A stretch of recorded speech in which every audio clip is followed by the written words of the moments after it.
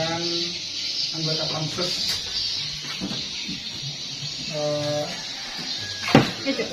DPRD Bupati Selatan. Yang saya hormati Kepala DPMD atau yang mewakili, yang saya hormati Ketua BPD Desa Terusan yang mewakili, yang saya hormati tim ahli, tokoh masyarakat yang pada kesempatan ini bisa hadir. Pertama-tama,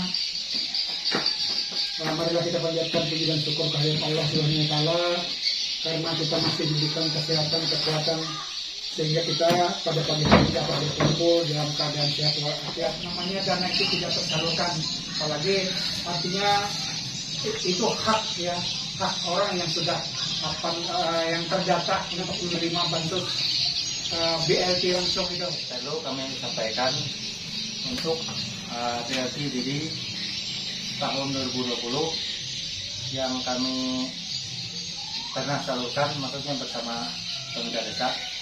Jadi ada yang belum disalurkan, ada 4 bulan, dari bulan September sampai bulan Desember. Jadi masalah kegiatan yang lain, tahap berapa? Tahap 2 salur 3,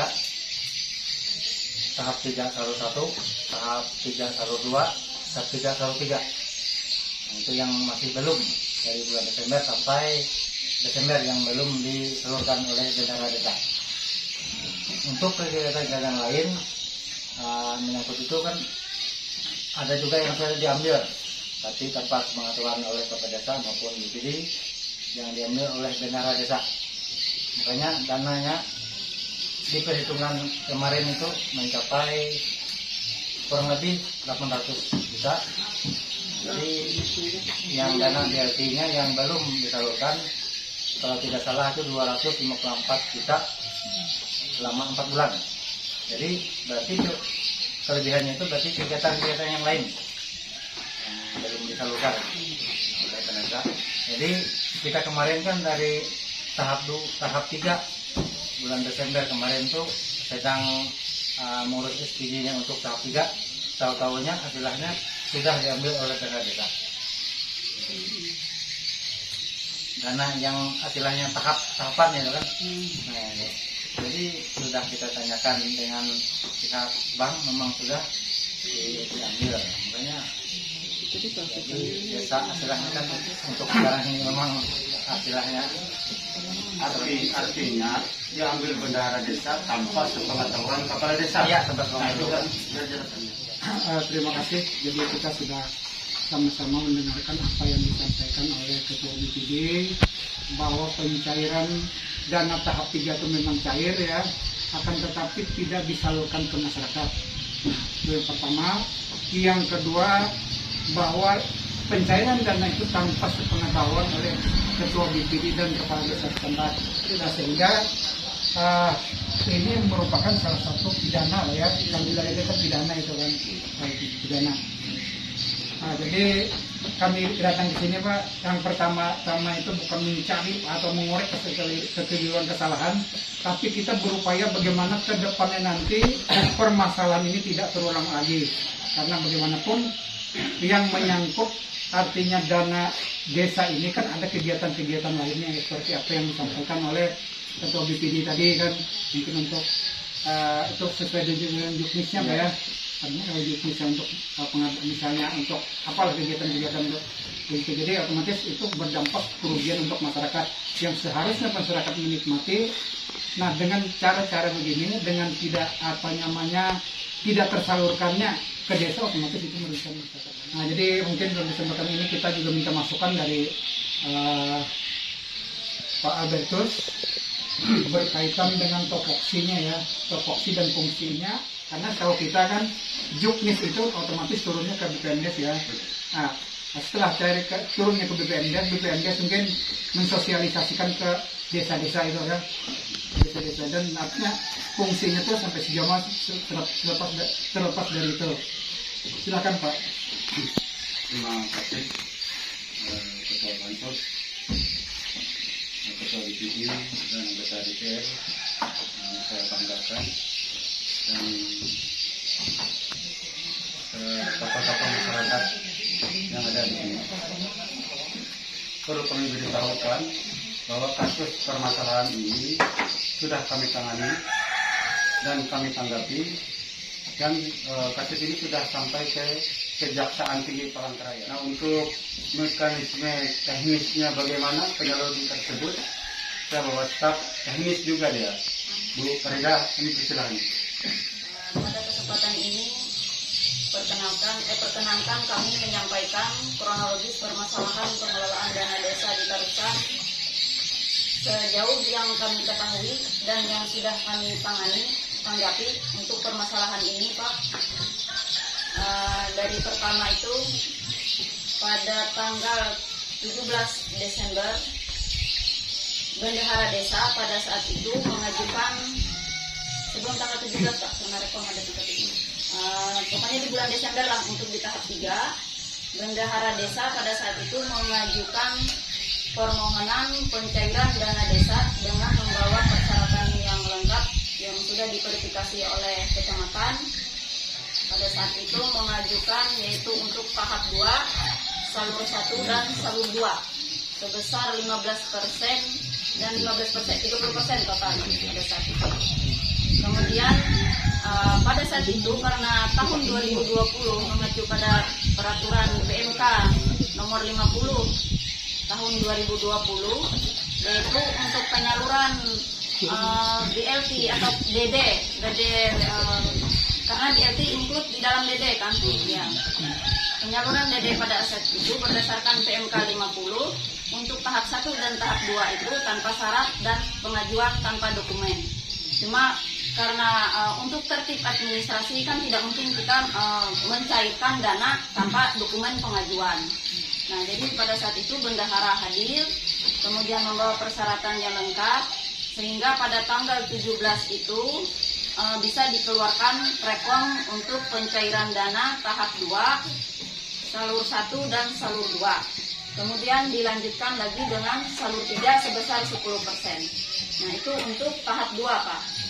Kalau untuk tahap 3, pemerintah desa Tarusan tidak ada mengajukan permohonan ke Dinas PMD.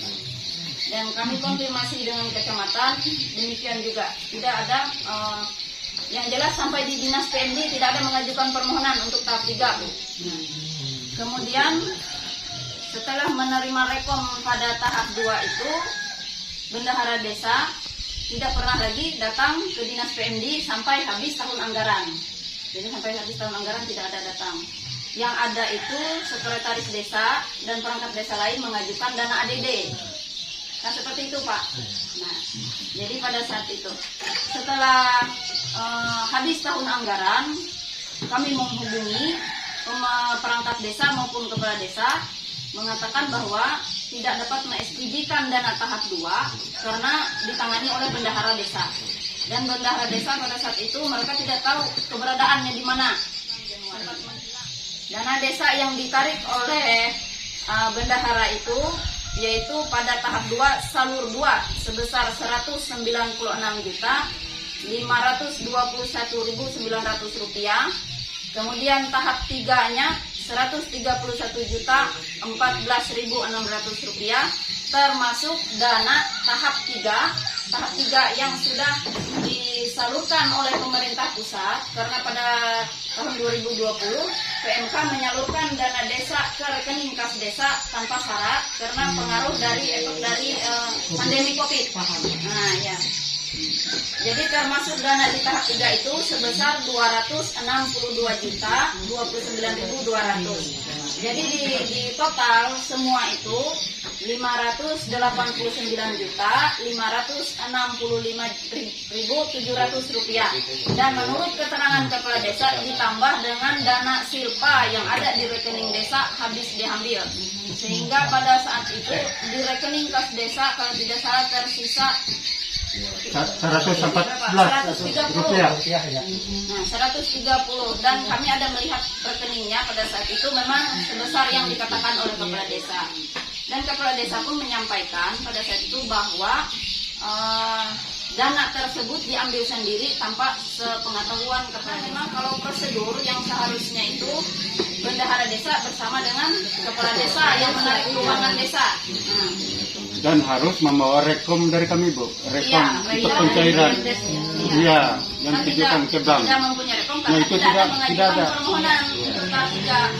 Untuk kasus desa Tarusan ini proses pencairan yang dilakukan sendiri oleh bendahara desa murni kami ketahui dari apa yang disampaikan oleh kepala desa itu tadi. Jadi kemudian ada surat pelaporan dari masyarakat ke Menteri Desa Tertinggal yang ditembuskan kepada Kejaksaan Tinggi kemarin itu, sehingga kami juga ikut dimintai keterangan pada bulan Maret, dan pada terakhir pada tanggal 21 Februari tadi kami juga dimintai keterangan oleh Kejaksaan terkait dengan tupoksi kami di dinas mengenai penyaluran dana desa yang ada berkaitan dengan kasus Desa Tarusan ini, Pak. Nah, jadi itu yang kami dapat sampaikan sesuai dengan tupoksi kami yang ada di PMD dalam rangka masalah keuangan ataupun pengelolaan keuangan dana desa yang terjadi di Desa Tarusan. Salah satu yang menjelaskannya di bidangnya tadi luar biasa, terima kasih. Benang merahnya adalah bahwa ternyata terjadi bisa seperti ini karena aturan pusat yang mengubah aturan untuk langsung ke rekening desa. Dalam artian tidak ada lagi verifikasi dan sebagainya, berkenaan dengan sekali lagi COVID menjadi persoalan yang serius bagi kita. Bukan saja virusnya yang menjangkit, tapi permasalahannya yang mengemuka. Jadi saya berpikir seperti ini. Yang pertama adalah bagaimana uang itu bisa cair tanpa SPG. Bagaimana SPG itu bisa ada tanpa diketahui oleh kepala desa. Itu yang pertama saya. Sebelum ini. Kemudian yang kedua adalah bagaimana uang itu bisa cair tanpa diverifikasi, bagaimana uang itu bisa keluar tanpa campur tangannya pihak BPNDes. Karena saya tidak tahu kalau itu ada salur langsung yang memang PMK-nya seperti itu. Disinilah duduk persoalannya bahwa karena tidak adanya verifikasi dari BPNDes, seolah-olah BPNDes menjadi terkesampingkan karena aturan ini tadi, sehingga terjadilah hal yang seperti ini. Jadi nanti saya tidak bisa menyimpulkan, ini hanya yang menjadi kesimpulan pansus bahwa sesungguhnya BPNDes dalam hal ini hampir dipastikan terlepas dari kasus ini. Itu yang pertama kesimpulan saya. Yang kedua, BPNDes sendiri bukan sebagai badan pengawas. Pengawas itu berada di kecamatan. BPNDes ini tugas dan fungsinya adalah tempat salur, artinya verifikasi berkas untuk layak validasi berkas layak tidaknya itu masuk dan maju kepada tahap pembayaran. Nah sekarang kalau itu memang tidak ada dari PMK-nya, apa yang bisa dilakukan oleh BPNDes? Mungkin ini ada pertanyaan sedikit dari kami dari tim pansus kepada aparat desa maupun masyarakat kebetulan Anda yang hadir. Dengan tidak tersalurnya pencairan dana desa itu kepada masyarakat, apa-apa saja dampaknya yang dialami oleh masyarakat. Karena yang selain yang kami ketahui, karena yang pasti itu adalah bantuan langsung tunai desa, itu yang pasti. Nah selain itu kami juga menerima laporan bahwa sudah beberapa bulan ini ya, listrik maupun air katanya ini tidak jalan, apakah itu betul atau ada beberapa hal yang jadi permasalahan di desa ini yang belum sering mendengar keluhan-keluhan dari masyarakat. Yang pertama masalah penerangan. Nah, jadi lampu LED di desa itu Pak sudah tidak operasi itu selama 1 tahun. Nah itu orang baru tahu juga berapa juta itu anggarannya itu. Nah, ternyata sampai saat ini belum juga dinikmati oleh masyarakat. Jadi ular aneh juga karena proyek seperti itu bisa membajir seperti itu. Nah, jadi yang ular ini kan dana pemerintah atau dana negara, dana rakyat itu disia-siakan seperti itu, sementara rakyat ini tidak banyak mati. Nah, itu. Kemudian yang ketiga yang ada tahu sedikit masalah BLT. BLT ini kan sangat ramai tadi dibicarakan di kampung-kampung ini. Nah, karena masyarakat kita kan ada di Bayang Tahu, di kampung-kampung yang lain kan sudah dicair orangnya. Kenapa di desa Tarusan ini sampai saat ini tidak pernah menerima? Itu tadi juga artinya tuh masalah litsus ya, litsus sepulangnya kami ini nanti kami akan tanyakan ke inspektorat. Artinya meminta supaya litsus itu dipercepat agar hasilnya apa nanti kan? Karena biasanya hasil litsus itulah yang sebagai data pendukung pada saat proses hukum itu. Yang kedua, terus yang ketiga tadi masalah data ya, Pengurangan jumlah penerima. pengurangan jumlah penerima itu mungkin oleh karena ada pendataan ulang lagi, artinya dari nol lagi pendataannya. Jadi kita harapkan nanti pada saat pendataan itu nanti tolong sampean juga ikut mengawasi apakah orang yang terdata itu memang orang miskin atau tidak. Jadi tolong artinya kita sama-sama artinya mengawasi, kalau tidak artinya informasikan saja kepada kami. Ini kepada beliau nih, artinya kan juga tidak. Jadi artinya kita berupaya untuk menindaklanjutinya apa yang telah disampaikan oleh masyarakat. Karena pada saat sekarang ini Pak, kita tidak ada lagi berbicara masalah dapil. Oh ini dapil A, dapil B, dapil C. Karena begitu kita sudah duduk, kita adalah wakil rakyat. Kita punya kewajiban. Mungkin demikian yang dapat saya sampaikan, dan saya ingin mengucapkan wabillahi taufiq wal hidayah. Wassalamualaikum warahmatullahi wabarakatuh.